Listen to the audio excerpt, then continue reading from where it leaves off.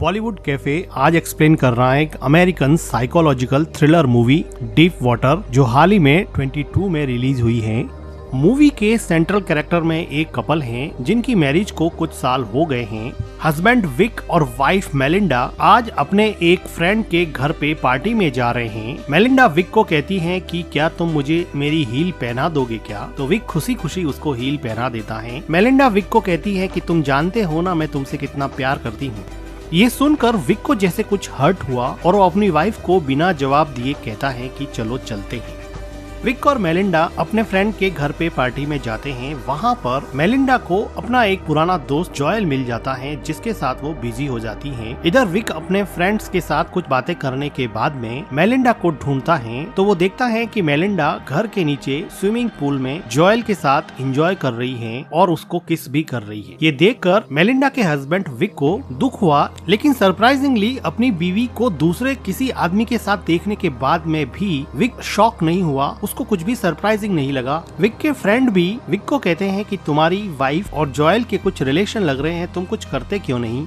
लेकिन विक अपने फ्रेंड की बात को इग्नोर कर देता है। कुछ देर बाद में मेलिंडा पार्टी में पियानो बजाती हैं, जिसको देख के विक के चेहरे की मुस्कान वापस लौट आती है। जो वाइफ थोड़ी देर पहले किसी और आदमी के साथ इन्वॉल्व थी, अभी उसी को पियानो बजाते हुए देख के विक बड़ा खुश हो रहा था। विक का ये बिहेवियर काफी सरप्राइजिंग होता है। पार्टी में जॉयल और विक दोनों बात करते हैं, तो जॉयल विक को कहता है कि तुम कितने अच्छे हस्बैंड हो जो अपनी वाइफ की पर्सनल लाइफ में बिल्कुल भी इंटरफेयर नहीं करते हो। तुम्हें कोई फर्क नहीं पड़ता कि वो किसके साथ क्या कर रही है। तो विक कहता है कि मेरी वाइफ का एक पुराना बॉयफ्रेंड था मार्टिन, और तुम्हें पता है ना कि मार्टिन अभी टाउन से गायब है। पता है तुम्हें क्यों गायब है? तो जॉयल पूछता है कि क्यों? तो विक कहता है कि उसको मैंने मार डाला। जो भी मेरे वाइफ के करीब आता है मैं उसको मार डालता हूँ। ये सुन के जॉयल काफी डर जाता है और वो पार्टी से डर के मारे चला जाता है। पार्टी के बाद में मेलिंडा विक को पूछती है कि क्या तुमने जॉयल को धमकाया था? वो पार्टी को बीच में ही छोड़ के क्यों चला गया था? तो विक कहता है कि नहीं, बिल्कुल नहीं, मैंने तो उसको नहीं धमकाया। विक और मेलिंडा अपने घर पे आ जाते हैं।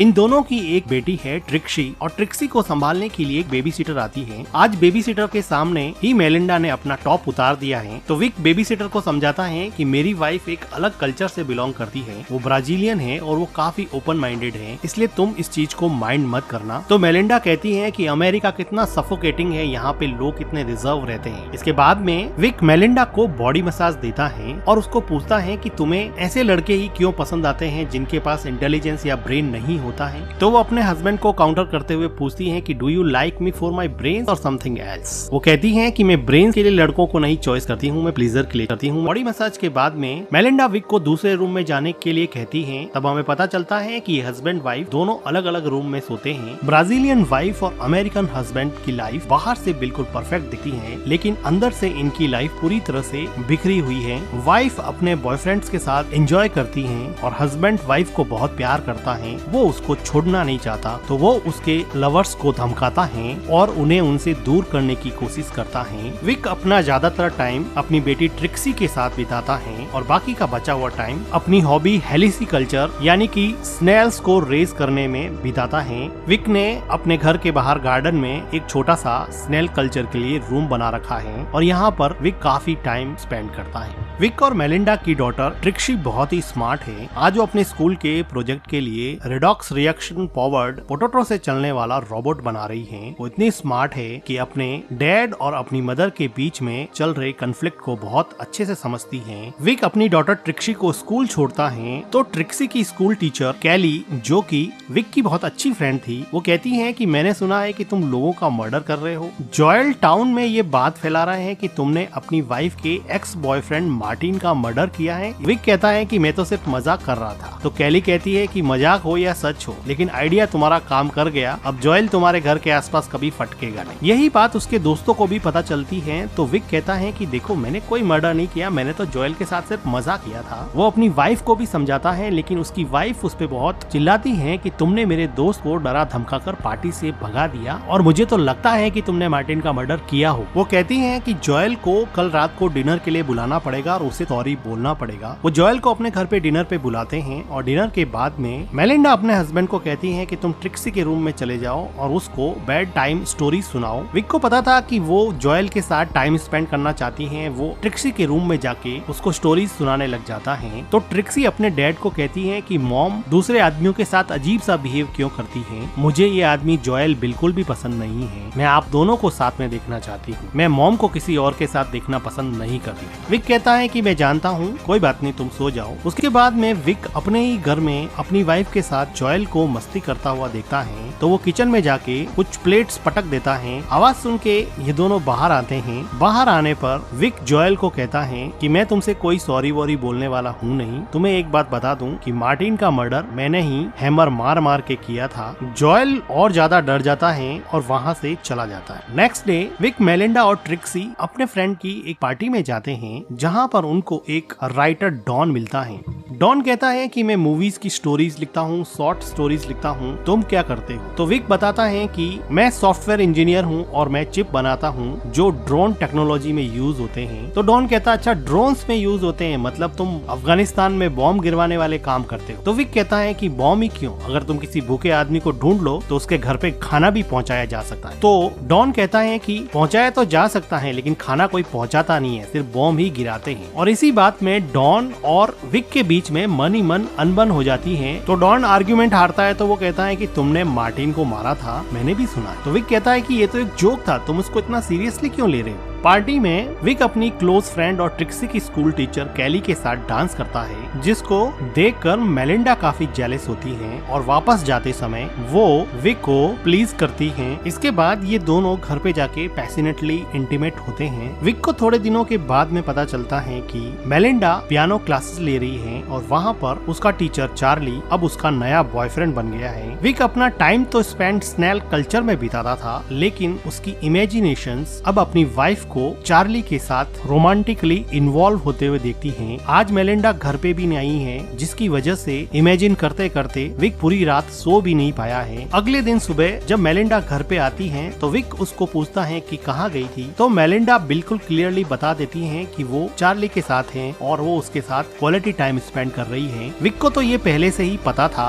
मेलिंडा इतनी ब्लंट है कि वो अपने हस्बैंड को चार्ली के बारे में ऐसी ऐसी बातें बताती है जिसको उसका हस्बैंड सुन भी नहीं सकता। वो कहती है कि क्या मैं बताऊं कि उसने मुझे कैसे खुश किया, उसने मेरे शरीर पे कहाँ कहाँ मार्क्स छोड़े, क्या जानना चाहते हो तुम? तो विक कहता है कि हमारी एक डॉटर है, हमारी एक फैमिली है, तुम कुछ तो सोचो। तो मेलिंडा क्लियरली कहती है कि तुम्हारी चॉइस थी, फैमिली बनाना, बच्चे पैदा करना वो तुम्हारी चॉइस। इससे क्लियरली ये लगता है कि मेलिंडा विक के साथ एक ओपन रिलेशन में रहना चाहती थी, लेकिन फैमिली बनाने का और बच्चे पैदा करने का प्लान विक ने बनाया था। इसलिए अब मेलिंडा उसके साथ एडजस्ट नहीं कर पा रही है, लेकिन विक चाहता है कि वो सब एक फैमिली की तरह एक ही छत के नीचे रहे। लेकिन मेलिंडा की इन हरकतों ने इस प्लान को चौपट कर दिया और अब ये फैमिली डीप वाटर्स में है, इनकी मैरिज डीप वाटर्स में है, इनके इमोशंस डीप वाटर्स में है, मेलिंडा का बिहेवियर डीप वाटर्स में है और विक का फ्रस्ट्रेशन डीप वाटर्स में। विक ने मनी मन सोच लिया था कि अब ये सब नहीं चलेगा। आज विक के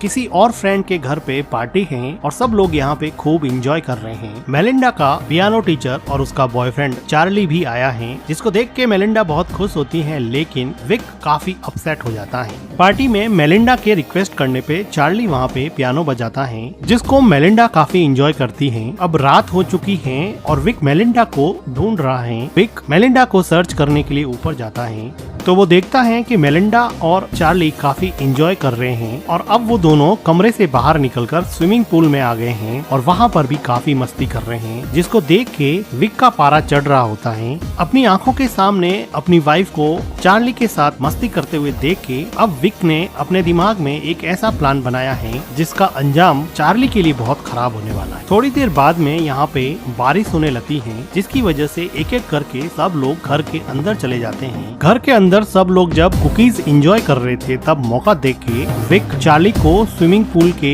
अंदर डुबोकर मार डालता है और फिर चुपचाप अंदर आ जाता है और खुद भी कुकीज खाने में बिजी हो जाता है। इधर मेलिंडा चार्ली को ढूंढ रही होती है। वो बाहर देखती हैं तो वो देखती हैं कि चार्ली स्विमिंग पूल में मरा हुआ तैर रहा है। वो चिल्लाती है, सब लोग मिलके उसको बाहर निकालते हैं, उसको रिवाइव करने की कोशिश करते हैं लेकिन वो रिवाइव नहीं हो पाता। डॉक्टर्स और पुलिस की टीम आती है। डॉक्टर उसको डेड घोषित कर देते हैं। पुलिस यहाँ पे सबसे इन्वेस्टिगेशन करती है लेकिन कुछ खास पुलिस को मिलता नहीं है। पुलिस फिलहाल इसको एक्सीडेंटल ड्राउनिंग का केस ही मान रही है, लेकिन डॉन जिसने स्विमिंग पूल में चार्ली और विक को अकेले देखा था वो अब विक पे डाउट करने लगा है। डॉन ने अब एक प्राइवेट इन्वेस्टिगेटर हायर किया है जो विक पे नजर रखता है। विक इस आदमी को एक दिन अपनी वाइफ के साथ पकड़ लेता है। ये आदमी पहले तो अपने आप को साइकोथेरेपिस्ट बताता है लेकिन विक को पता चल चुका था कि ये इन्वेस्टिगेटर है और उसने अपनी वाइफ के बैंक स्टेटमेंट से पता लगाया कि उसकी वाइफ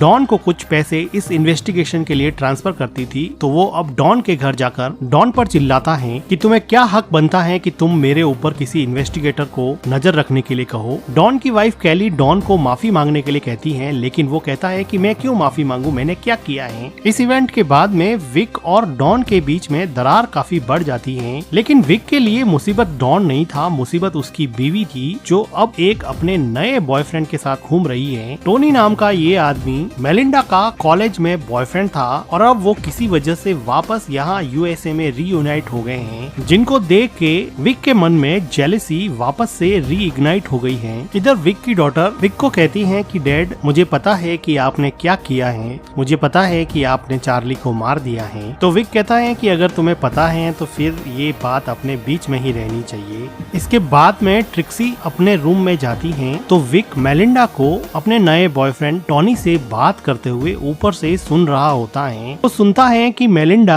कह रही है कि कब चलने का प्लान है। ट्रिक्सी को इस बात की धीरे धीरे आदत पड़ जाएगी, वो वहाँ पे एडजस्ट कर लेगी। मेलिंडा की ये बातें सुन के विक को ये बात समझ में आ गई कि वो ब्राजील जाने का प्लानिंग कर रही है और वो ट्रिक्सी को भी अपने साथ में ले जाएगी और वो टोनी के साथ जाकर वापस अपनी नेटिव कंट्री ब्राजील में बसने का प्लान कर रही है। अगले दिन विक का गुस्सा और बढ़ जाता है जब टोनी मेलिंडा के बुलाने पर उसके घर आता है और मेलिंडा के साथ लंच करके डांस करता है और उसके साथ काफी एंजॉय करता है। विक को ये सब बिल्कुल भी सहन नहीं हो रहा होता है, इसलिए वो अगले दिन टोनी को एक रेस्टोरेंट से निकलते हुए पिक कर लेता है और कहता है कि मेलिंडा ने यहाँ से थोड़ी दूर पर एक प्रॉपर्टी की साइट देखी है, चलो देख के आते हैं। इंसिस्ट करने पर टोनी कार के अंदर बैठ जाता है और ये दोनों इस टाउन से काफी दूर एक हाइकिंग साइट पे जाते हैं और विक यहाँ पे काफी रफ कार चलाता है जिसको देख के टोनी को बड़ा अजीब लगता है। अब ये दोनों हाइकिंग साइट पे नीचे उतर जाते हैं। टोनी थोड़ा आगे चला जाता है तो विक एक पत्थर उठा के टोनी के सर पे अटैक कर देता है जिसकी वजह से टोनी लुढ़कता लुढ़कता हाइकिंग साइट के बिल्कुल नीचे एक रिवर के पास जाके मर जाता है। विक नीचे आता है और टोनी की जेब से उसका वॉलेट निकाल देता है। विक टोनी की डेड बॉडी को एक बड़ा सा पत्थर अपने बेल्ट से बांधकर नदी के अंदर डुबो देता है। विक अपने डॉगी के साथ वापस घर पे आ जाता है और मेलिंडा को पूछता है कि आजकल टोनी नहीं दिखाई दे रहा, क्या बात है। विक अपनी डॉटर के साथ यहाँ पे अब आराम से शांति से खाना एंजॉय कर रहा है। मेलिंडा कहती है कि काफी दिन हो गए हैं हाइकिंग साइट पे पिकनिक पे नहीं गए, वहाँ पे चलते हैं। तो विक मेलिंडा और अपनी डॉटर के साथ हाइकिंग साइट पे पिकनिक के लिए चला जाता है और वहाँ पर विक अपने द्वारा ली हुई फोटोज को मेलिंडा को दिखाता है जिसमें मेलिंडा की बहुत सारी फोटोज का कलेक्शन था, जिसे देख के मेलिंडा बहुत खुश होती है और वो कहती है तुम अकेले ही ऐसे हो जो मेरी सभी हरकतों के बावजूद भी मेरे साथ रहना चाहते हो, मैं सच में तुमसे प्यार करती हूँ। और वो काफी इमोशनल हो जाती है। अभी विक देखता है कि उसकी डॉटर ट्रिक्सी नदी के पास चली गई है तो उसको लाने के लिए वो वहाँ जाता है तो वो देखता है कि वहाँ पर टोनी की डेड बॉडी फूलने की वजह से पानी के ऊपर आ गई है। अब विक को लगा कि किसी को पता चल जाएगा, इसलिए वो वहाँ से मेलिंडा और ट्रिक्सी को लेके निकल जाता है, लेकिन जानबूझकर मेलिंडा का एक स्कार्फ वहाँ पे छोड़ देता है जिसके बारे में मेलिंडा कार में पूछती है कि मेरा स्कार्फ वहीं पे रह गया है। तो विक अनजान बनते हुए कहता है कि कोई बात नहीं, मैं कल जाके ले आऊंगा। पिकनिक के बाद में घर आने पर मेलिंडा विक के साथ इंटीमेट होती है और विक को कई दिनों के बाद में ऐसा लगा कि शायद मेलिंडा बदल गई है। अगले दिन विक मेलिंडा के उठने के पहले ही स्कार्फ लेने के बहाने से हाइकिंग साइट पे जाता है। मेलिंडा पीछे उठती है और विक को ढूंढती है और विक विक के स्नेल वाले रूम में पहुंचती हैं, जहां पर चेक करने पर वो देखती हैं कि टोनी का वॉलेट वहां पे रखा हुआ है, जिसको देख के वो समझ जाती हैं कि उसके हस्बैंड ने ही टोनी को मारा होगा। इसलिए वो डॉन को कॉल कर देती हैं। इधर हाइकिंग साइट पे विक टोनी की बॉडी को ठिकाने लगा रहा होता है, तो वहाँ पर अचानक से डॉन आ जाता है और कहता है कि विक क्या कर रहे हो। तो विक कहता है कि मेरी वाइफ का स्कार्फ यहाँ पे रह गया था। तो वो कहता है कि देखो स्कार्फ तो मेरे पास है, और वो विक को बॉडी को पानी के अंदर धकेलते हुए देख लेता है और वो वहाँ से डर के मारे भागने लगता है। विक भी अपनी साइकिल लेके उसके पीछे भागता है। डॉन तेजी से कार चलाता है और कहता है कि चलो मुझे एक और स्क्रिप्ट मिल गई जिस पर मैं बुक लिखूंगा। अब वो पुलिस को मैसेज करना चाहता है, लेकिन ऑटो करेक्ट की वजह से मैसेज नहीं होता है और फोन नीचे गिर जाता है। यहाँ माउंटेन्स की वजह से कार प्रॉपरली चल नहीं रही थी, लेकिन विक इस साइड से काफी परिचित था, इसलिए वो अपनी साइकिल से शॉर्टकट लेके डॉन की कार के सामने आ जाता है, जिसकी वजह से डॉन उसको बचाने की कोशिश करता है और उसका बैलेंस बिगड़ जाता है और उसकी कार का एक्सीडेंट हो जाता है और वो